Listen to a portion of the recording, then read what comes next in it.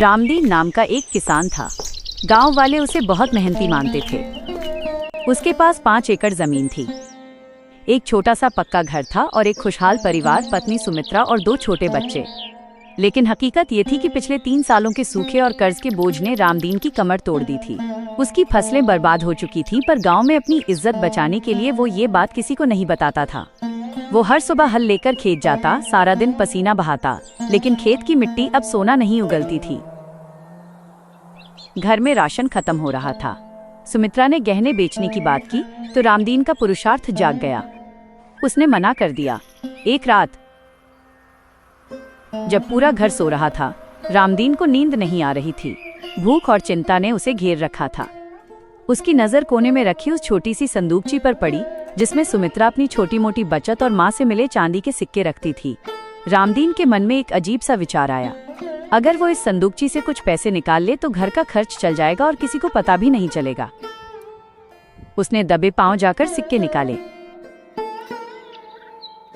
अगले दिन उसने गांव के बाजार से अनाज खरीदा और घर आकर कहा, खेत की एक पुरानी फसल के पैसे मिल गए। वो अजीब सा नशा। हैरानी की बात यह थी कि रामदीन को इस चोरी में एक अजीब सी राहत मिली। उसे लगा कि उसने किसी गैर का हक नहीं मारा, अपने ही घर का सामान लिया है। लेकिन धीरे धीरे ये उसकी आदत बन गई। जब भी उसे पैसों की जरूरत होती, वो रात के अंधेरे में अपने ही घर के पिछवाड़े से घुसता, सुमित्रा के रखे अनाज के कट्टे से अनाज निकालता और उसे दूसरे गांव के बाजार में बेच आता। फिर वही पैसे सुमित्रा के हाथ में थमाकर कहता कि उसे बोनस मिला है या मजदूरी मिली है। वो अब दिन में किसान और रात में अपने ही घर का चोर बन चुका था। रामदीन अब खुद से बात करने लगा था। वो रात को दीवार फांदते समय खुद को चोर कहता और सुबह उठकर आईने में खुद को ईमानदार किसान देखता। उसे डर था कि अगर सुमित्रा को पता चला कि जो पैसे वो घर ला रहा है वे दरअसल उसी के बेचे हुए सामान के हैं तो क्या होगा। अपराध बोध वो अपनी पत्नी की आंखों में नहीं झांक पाता था, क्योंकि वो जानता था कि सुमित्रा जिसे बरकत समझ रही है वो असल में घर का खाली होता हुआ भंडार है। एक रात रामदीन ने तय किया कि वो सुमित्रा के आखिरी गहने, उसका मंगलसूत्र चुराएगा ताकि साहूकार का बड़ा कर्ज चुका सके। वह नकाब पहनकर अंधेरे में सुमित्रा के कमरे में घुसा। जैसे ही उसने संदूक खोला, पीछे से रोशनी हुई। सुमित्रा हाथ में दिया लिए खड़ी थी। वो चिल्लाई नहीं, रोई नहीं, वो बस चुपचाप उसे देख रही थी। रामदीन जम गया। उसने अपना नकाब हटाया। तुम जानती थी? उसने रुंधे गले से पूछा। सुमित्रा ने धीमी आवाज में कहा, कौन सी पत्नी अपने पति के कदमों की आहट नहीं पहचानती रामदीन। मुझे पहले दिन से पता था। जब अनाज का कट्टा खाली होता था और तुम अगले दिन वही अनाज घर लाते थे, मैं सब समझती थी। रामदीन फूट फूट कर रोने लगा। मैं क्या करता सुमित्रा? समाज कहता है कि किसान कभी हार नहीं मानता।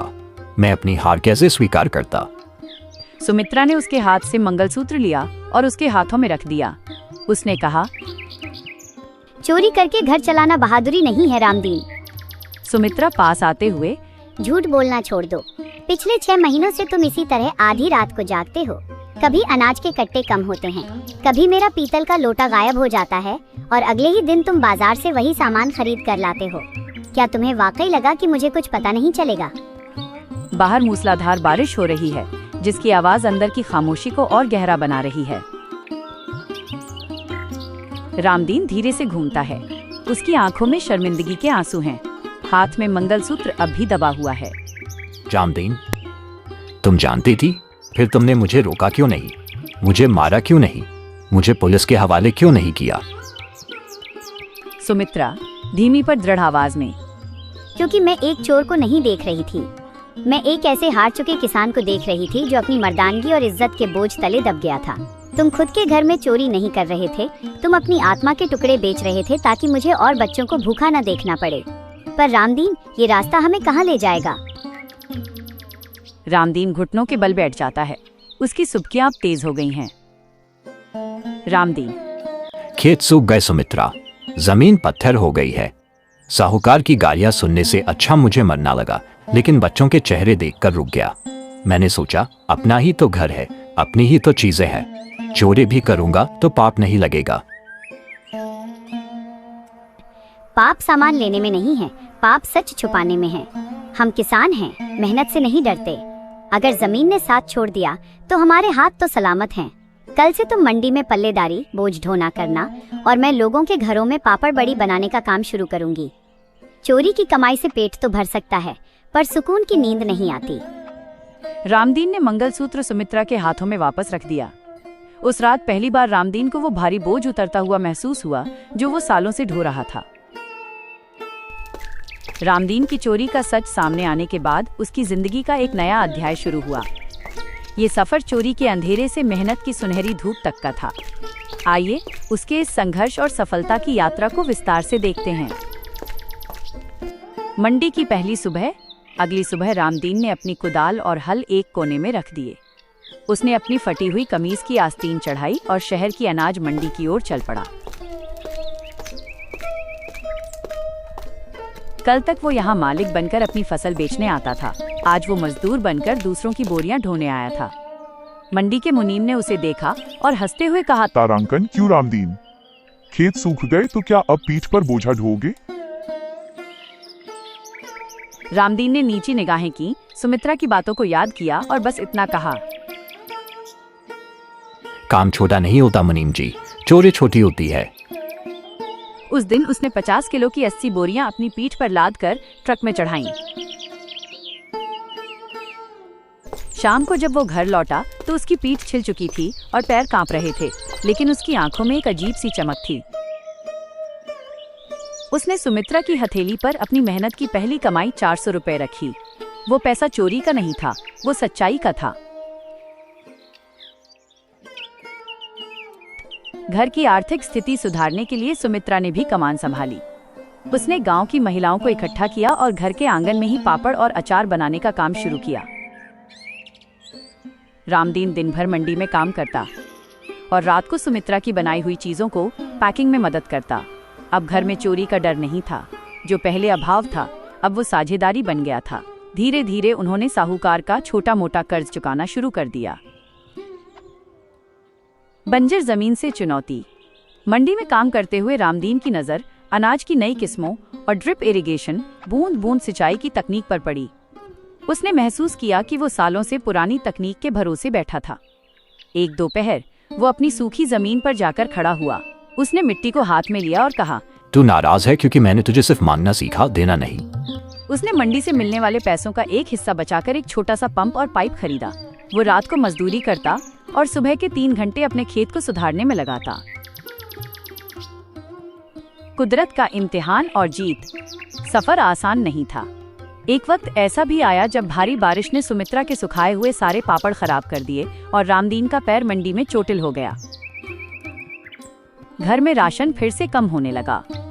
पुराना चोर रामदीन फिर से उसके मन में जागा। उसने सोचा, क्या फिर से पुराने संदूक की कुंडी खोल लूं? लेकिन तभी उसने अपने बच्चों को देखा जो अब गर्व से स्कूल जाते थे और कहते थे, हमारे पिता मंडी के सबसे ईमानदार मजदूर हैं। रामदीन ने अपना इरादा बदल दिया। उसने चोटिल पैर के साथ ही खेत में निराई गुड़ाई जारी रखी। फसल का पुनर्जन्म। 2 साल की घोर तपस्या के बाद रामदीन के खेत में फिर से हरियाली लौटी। इस बार उसने सिर्फ गेहूं नहीं बल्कि कम पानी में उगने वाली सब्जियां और औषधीय पौधे उगाए थे। जिस दिन पहली फसल मंडी जाने के लिए तैयार हुई, रामदीन ने सुमित्रा को खेत पर बुलाया। उसने वही मंगलसूत्र जो उसने कभी चुराने की कोशिश की थी, सुमित्रा के गले में फिर से पहनाया, जिसे उसने अपनी मेहनत की कमाई से साहूकार के चंगुल से हमेशा के लिए छुड़ा लिया था। निष्कर्ष, चोर से नायक तक, रामदीन अब गांव का सबसे सफल किसान बन चुका था। लोग अब उसे बेचारा नहीं बल्कि मिसाल मानते थे। कहानी का अंतिम दृश्य। रामदीन अपने बरामदे में बैठा है। उसका छोटा बेटा पूछता है, पिताजी, क्या आप कभी डरते नहीं? रामदीन मुस्कुराकर कहता है, तारांकन बेटा, डर तब लगता है जब हम खुद से कुछ छुपाते हैं। जिस दिन तुम खुद के सामने आईने में आंखें डाल सको, समझ लेना कि तुम दुनिया के सबसे ताकतवर इंसान हो। गांव की बदली हुई हवा। रामदीन की सफलता की चर्चा अब सिर्फ उसके घर तक सीमित नहीं थी। पूरे गांव में लोग हैरान थे कि जिस किसान की जमीन पत्थर हो चुकी थी और जो कभी बदहाली के कगार पर था, उसने 2 साल में इतनी तरक्की कैसे कर ली? गांव के दूसरे किसान जैसे शंकर और गिरधारी भी सूखे की मार झेल रहे थे। उनके मन में भी वही हताशा थी जो कभी रामदीन के मन में थी, अपने ही घर से भागने या गलत रास्ते पर जाने की। एक शाम रामदीन ने गांव के बरगद के पेड़ के नीचे एक सभा बुलाई। उसने अपने साथ वही पुराना लकड़ी का संदूक रखा था जिसे वो कभी आधी रात को चुराया करता था। लोग इकट्ठा हुए। रामदीन खड़ा हुआ और उसने अपनी आपबीती सुनाई। उसने बिना किसी शर्म के स्वीकार किया। भाइयों, मैं कोई महान किसान नहीं हूँ। मैं तो वो इंसान हूँ जिसने अपनी पत्नी के गहने और घर का अनाज तक चुराया था। मैं एक चोर था। पूरे गांव में सन्नाटा छा गया। रामदीन ने आगे कहा, लेकिन उस चोरी ने मुझे कुछ नहीं दिया सिवाय डर और शर्म की। मुझे रास्ता तब मिला जब मैंने अपनी हार स्वीकार की और पसीने से अपनी जमीन को सींचना शुरू किया। रामदीन ने उस संदूक को खोला।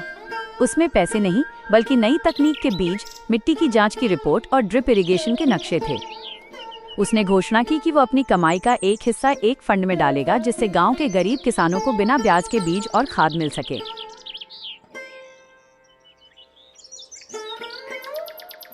उसने सुमित्रा के साथ मिलकर स्वयं सहायता समूह शुरू किया जहां गांव की महिलाएं अचार पापड़ बनाकर आत्मनिर्भर बन सकें। वही साहूकार जो कभी रामदीन के दरवाजे पर आकर गालियां देता था, अब रामदीन के पास सलाह लेने आता था। रामदीन ने उसे भी बदला। उसने साहूकार को समझाया कि किसानों का खून चूसने से बेहतर है उनके साथ साझेदारी करना। सूरज ढल रहा था। रामदीन अपने लहलहाते खेतों के बीच खड़ा था। सुमित्रा हाथ में चाय का लोटा लिए आई। सुमित्रा, आज बहुत खुश लग रही हो।